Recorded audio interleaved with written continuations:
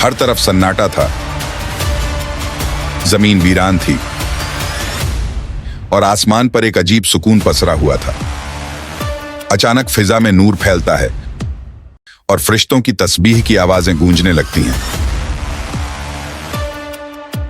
अल्लाह ताला फरमाता है, मैं जमीन पर अपना खलीफा बनाने वाला हूं। फिर अल्लाह पाक मिट्टी को जमा करता है, उसे अपने हुक्म से एक शक्ल में ढालते हैं, एक ऐसा जिस्म जो अभी बेजान है। वक्त आता है जब उस जिस्म में अल्लाह ताला रूह फूंकता है और पहली मखलूक जो अल्लाह के हाथों से बनी, हजरत आदम अलैहिस्सलाम, अपनी आंखें खोलते हैं। इंसानियत की पहली सांस, नबूवत का पहला मरहला और तारीख इंसान की शुरुआत वहीं से होती है। हजरत आदम अलैहिस्सलाम की पैदाइश का पूरा वाकया जरूर सुने। तो चलिए दोस्तों, शुरू करते हैं वीडियो। रिवायत करने वाले बयान करते हैं कि जब अपनी खिलाफत नायबी के लिए अल्लाह का इरादा हुआ कि मैं जमीन में एक खलीफा बनाने वाला हूं, तब हजरत इजराइल को हुक्म हुआ कि हर किस्म की लाल, सफेद और काली एक मुट्ठी रंगारंग मिट्टी जमा करके लाए और अल्लाह के हुक्म के मुताबिक मक्का और ताइफ के दरमियान रखी गई। अल्लाह ने उस मिट्टी पर अपनी रहमत की बारिश की और उसी मिट्टी के खमीर से हजरत आदम अलैहिस्सलाम का पुतला तैयार किया। 40 वर्ष तक वो पुतला बेजान पड़ा रहा। जब अल्लाह ने चाहा कि हजरत आदम अलैहिस्सलाम का सितारा रोशन हो और आदम की औलाद इंसान का दर्जा पूरी दुनिया में बुलंद हो, तो रूह को हुक्म हुआ कि आदम के जिस्म में उतर। उस नर्म रूह ने सख्त मिट्टी में जाने से इनकार किया। रब का हुक्म रूह को पहुंचा कि ऐ जान, इस बदन में कावित हो। फिर जब रूह आदम के सिर की तरफ से दाखिल हुई, फिर जिस जिस जगह पहुंचती जाती पत्थर बना, जिस्म मांस हड्डी में बदलत चला गया। जब सीने तक पहुंची तो हजरत आदम ने उठने का इरादा किया, वहीं जमीन पर गिर पड़े। शायद इसीलिए कुरान मजीद में फरमाया गया कि इंसान बड़ा जल्दबाज है। उसी हालत में हजरत आदम ने छींका, अल्लाह की ओर से इल्हाम हुआ और कहा, अल्हम्दुलिल्लाह, तमाम तारीफें अल्लाह की है। उस करीम रहीम ने अपनी रहमत से फरमाया, यरहमुकल्लाह, अल्लाह आप पर रहमत फरमाए। ये अल्लाह की रहमत का पहला जलवा था। इसके बाद अल्लाह के हुक्म से एक फरिश्ता बहिश्त से सजा सजाया जोड़ा लाया, हजरत को पहनाया और इज्जत के साथ तख्त पर बिठाया। नकल है कि हजरत आदम अलैहिस्सलाम की पैदाइश के वक्त फरिश्ते आपस में कहते थे कि अल्लाह खाक से पैदा करके जिस हस्ती को खिलाफत की गद्दी पर बिठाएगा, तो वो खुदा के नजदीक हमसे ज्यादा अजीज न होगा, और गैब के जानने वाले के दरबार में हम जो दिन रात रहते हैं, हमें उम्मीद है कि हमारा इल्म उससे ज्यादा होगा। फिर हक ताला ने तमाम चीजों के नाम हजरत आदम को सिखला दिए। फरिश्तों को हुक्म दिया कि अगर तुम सच्चे हो तो इन चीजों के नाम बताओ। फरिश्ते जवाब ना सके, अपनी गलती मानते हुए बोले, पाक है तू, हम तो सिर्फ उतना है जानते हैं जितना तूने सिखाया, और तुझसे बढ़कर जानने वाला कौन है। तब अल्लाह ताला ने आदम को जाहिरी और बातिनी कमाल के आरास्ता किया और उसकी इज्जत को बढ़ाने के लिए फरिश्तों को, जो हजरत आदम अलैहिस्सलाम के तख्त के चारों तरफ लाइनों में अदब के साथ खड़े थे, हुक्म दिया कि आदम को सजदा करो। तमाम फरिश्तों ने हजरत आदम को सजदा किया, मगर इब्लीस ने इनकार कर दिया और बोला कि मैं आदम से बेहतर है, इसलिए कि मुझे आग से और आदम को मिट्टी से पैदा किया गया है। इब्लीस के इस इनकार से उस पर फिटकार पड़ी और उसे फरिश्तों के साथ से अलग कर दिया गया। हजरत आदम बहिश्त में रहने लगे। तबीयत में आया कि कोई उनका साथी हो, जिंदगी का साथी। हजरत पर ख्वाब ने गलबा किया। इसी बीच अल्लाह ने अपनी कुदरत से आदम अलैहिस्सलाम के पहलू से हजरत हव्वा को पैदा कर दिया। जब वो जागे तो देखा कि एक पाक साफ औरत बैठी है। बहुत खुश हुए। पूछा कि तू कौन है? हजरत हव्वा ने कहा कि मैं तेरे बदन का हिस्सा हूं। अल्लाह ताला ने तेरी पसली से मुझे पैदा किया है। कहा जाता है कि हजरत हव्वा बहुत ही खूबसूरत थी। हजरत की खुशी का ठिकाना न था। हजरत हव्वा को पाकर सजदे शुक्र अदा किया। अल्लाह ताला की तरफ से अर्श के उठाने वाले और आसमानी फरिश्तों के सामने इन दोनों का निकाह हुआ। फिर इन दोनों को हुक्म हुआ कि तुम सब इसी बहिश्त में रहो, जो चाहो खाओ, मगर उस पेड़ के नजदीक मत जाना। इशारा गेहूं के पौधे की तरफ था। इब्लीस ने आदम को सजदा नहीं किया था और वो निकाल दिया गया था, इसलिए उसे हजरत आदम से खास तौर से जलन हो गई थी। वो हमेशा ऐसे उपाय सोचता कि किसी तरह आदम को बहिश्त से निकाले। इसके लिए पहले वो मोर के पास गया, उससे दोस्ती की और कहा, मेरी दोस्ती के हक तुझ पर साबित हैं। हम तुम एक मकान में रहते भी थे। मेरी दरखास्त तुमसे ये है कि मुझे अपने बाजू पर बिठाकर बहिश्त में पहुंचा दो, ताकि मैं अपने दुश्मन से बदला ले सकूं।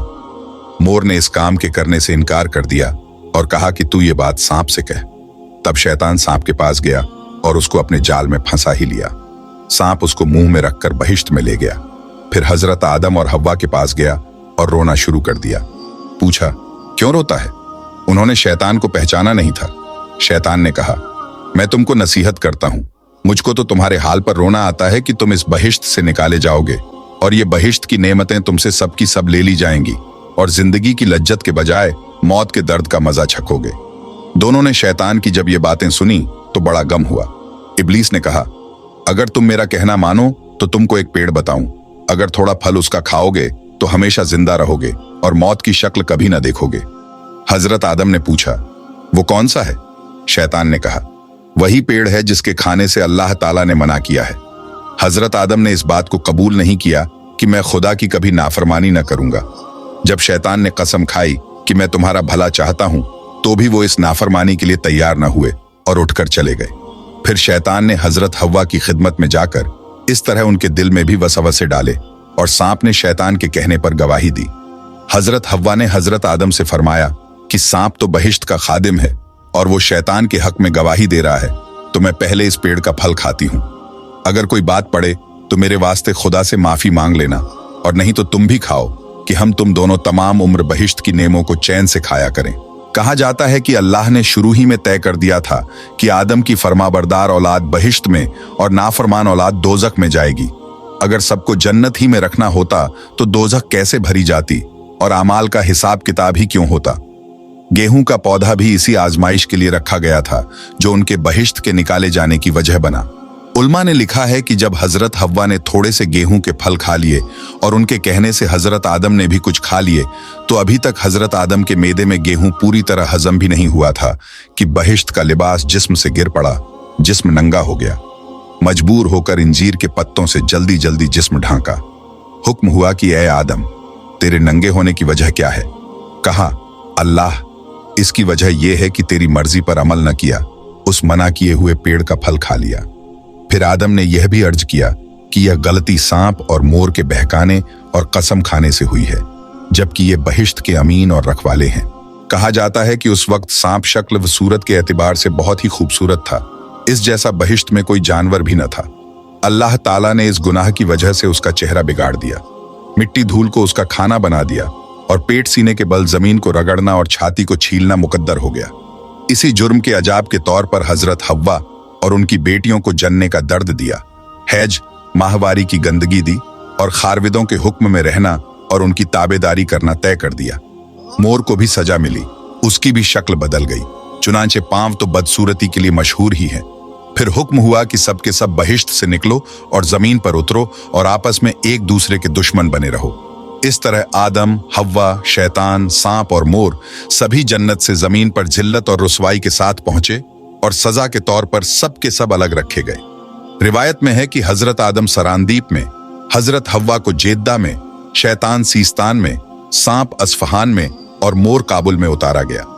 इसी तरह इब्लीस और आदम की औलाद में हमेशा हमेशा के लिए दुश्मनी पैदा हो गई और कयामत तक रहेगी। इस वाकया के बाद हजरत आदम ने 40 दिन तक ना खाना खाया, न पानी पिया। हजरत हव्वा की जुदाई से तड़पते रहे, 300 वर्ष तक रोते रहे और तौबा व इस्तिफार करते रहे। फिर सबसे बड़े रहीम अल्लाह ने अपनी मेहरबानी से हजरत आदम के दिल में ये कुछ कलिमे उतारे, ऐ हमारे रब, हमने अपने आप पर जुल्म किया है और अगर तूने बख्शा नहीं और रहम न किया तो हम जरूर ही घाटा उठाने वालों में हो जाएंगे।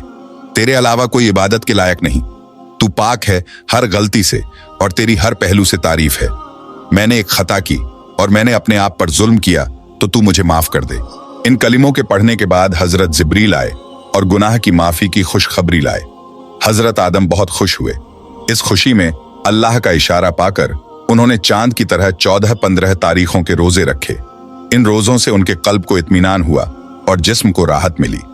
इस दुआ और रोजों की इसी बरकत की वजह से कहा जाता है कि आदम की औलाद में से जो भी इस दुआ को पढ़ेगा और इन 3 रोजों की हर महीने में आदत रखेगा, उसके गुनाह माफ हो जाएंगे और उसका दिल जो गुनाहों की मुसीबत में स्याह हो रहा है, साफ और रोशन हो जाएगा। इसके बाद हजरत आदम को हुक्म हुआ कि खाने काबा की बुनियाद रखें। हजरत आदम ने जिब्रील की तालीम से और फरिश्तों की मदद से काबे की बुनियाद रखी और हजरे अस्वद को, जिसे वो अपने साथ बहिश्त से लाए थे और उसमें अहदनामा और कौल वक्तरार रोजे अलस्ते का खुदा ने रखा था, काबे में एक तरफ जमाया। काबा तैयार होने के बाद हजरत जिब्रील ने हज और तवाफ के तरीके बताए। हजरत आदम इन सबसे छुट्टी पाकर हजरत जिब्रील के कहने से अरफात पहाड़ पर चढ़े।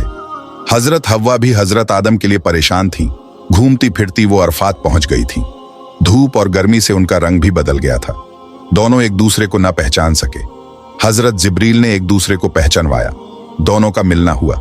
फिर दोनों अल्लाह की मर्जी के मुताबिक सरानदीप को आए। हजरत जिब्रील ने गेहूं, रोटी और लकड़ी पहुंचाई, खेती करना सिखाया, 2 बैल भेजे और दोनों मेहनत, मशक्कत और सुकून के साथ रोटी खाने कमाने लगे। अब हजरत आदम और हव्वा मिलकर रहने लगे। दोनों से मिलकर इंसानी नस्ल का सिलसिला शुरू हुआ। हजरत हव्वा को जब भी हमल होता 2 जुड़वां बच्चे जन्म लेते, एक लड़की एक लड़का। काबील का जन्म हुआ तो साथ में उनकी बहन इक्लिमा भी पैदा हुई। इसी तरह हाबील का जन्म हुआ तो बहन यहूदा भी पैदा हुई। खुदाई हुक्म के मुताबिक हजरत आदम की शरीयत में यह कानून भी मुकर्रर था कि एक पेट की बेटी और दूसरे पेट का बेटा आपस में ब्याहे जाते थे। हजरत आदम ने इसी कानून के मुताबिक इनकी आपस में शादी कर देनी चाहिए, लेकिन काबील ने बाप का हुक्म न माना। हजरत आदम ने हल ये निकाला कि दोनों बेटे कुर्बानी पेश करे।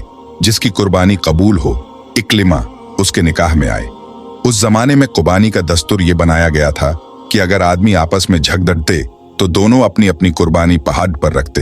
फिर बिना पै की आग आसमान से उतरती और जो हक पर होता था उसकी कुर्बानी को कबूल कर लेती।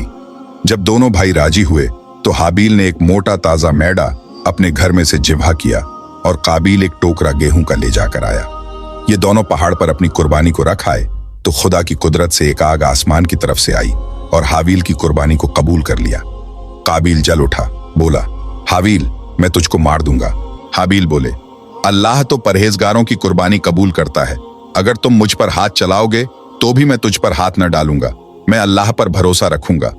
लेकिन काबील तो जलन का शिकार हो गया था। उस पत्थर दिल ने मौका देखकर हाबील के सर पर ऐसा पत्थर मारा कि हाबील शहीद हो गए। काबील ने बहुत बड़ा गुनाह किया था। हाबील के शहीद होने पर काबील जब होश में आया तो परेशान हो उठा। भाई की लाश उठाए उठाए फिरता रहा। समझ में ना आता था कि क्या करे, किस तरह लाश को दूसरों की नजर से छिपाए। फिर अल्लाह के हुक्म से 2 कौवा आए। वे भी आप में लड़ने लगे। एक ने दूसरे को मारकर गिरा दिया और अपने पंजों से जमीन खोदकर उसको गाड़ दिया। काबील इस पूरे वाकये को अपनी आंखों से देख चुका था। मन ही मन सोचने लगा, अफसोस कि कौवा से भी घटिया हूं कि अपने भाई की लाश नहीं छिपा पाता। फिर उसने जमीन खोदी और भाई की लाश को ढांक दिया। काबील का यह जुर्म भयानक था। खुदा ने हुक्म दिया कि सजा के तौर पर इसे भी कत्ल करो। काबील को मालूम हुआ तो वो भाग खड़ा हुआ और यमन देश पहुंचा। वहां वो आग की पूजा करने लगा। हजरत आदम हमेशा काबा को हज के वास्ते जाया करते थे। एक बार अरफात पहाड़ पर गए। अल्लाह ताला ने उनकी पीठ से क़यामत तक पैदा होने वाली तमाम नस्ल की रूहों को, जिनमें अच्छों को सीधी तरफ और बुरों को उल्टी तरफ ला खड़ा किया और उन सबसे पूछा, अलस्तु बिरब्बिकुम, क्या मैं तुम्हारा रब नहीं हूं? सबने कहा, बला, हाँ तू हमारा रब है। अल्लाह ताला ने उनके इस इकरार पर फरिश्तों की गवाही ली और उसे हजरे अस्वद में अमानत के तौर पर रख दी।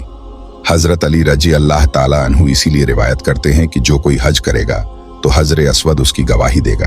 जब हजरत आदम ने अपनी इतनी नस्ल को देखी तो खुदा से अर्ज किया कि खुदावंद, इतने सारे लोग दुनिया में कहां समाएंगे?